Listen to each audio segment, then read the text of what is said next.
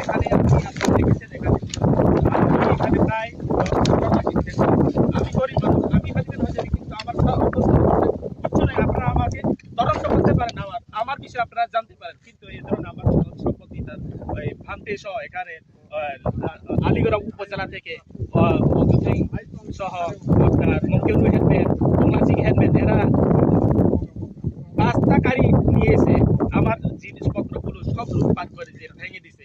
এটা আমি প্রশাসনের দৃষ্টি আকর্ষণ করছি। এখানে লামা অফিসার আছে, আলীগড় অফিসার আছে, এবং এখানে আমাদের এই অঞ্চলের প্রশাসনিক সর্বোচ্চ যারা এখানে দায়িত্বশীল আছে তাদের প্রতি আমি আবেদন থাকবে, আমার এই ক্ষতিপূরণটা আমি আসলে এখানে বর্ণনা করা যাবে না। যে ধরনের এরা সন্ত্রাসী কায়দায় আমার জিনিসগুলো লুটপাট করছে, আমার এখানে ঘর বাড়িগুলো ভাঙচুর করছে।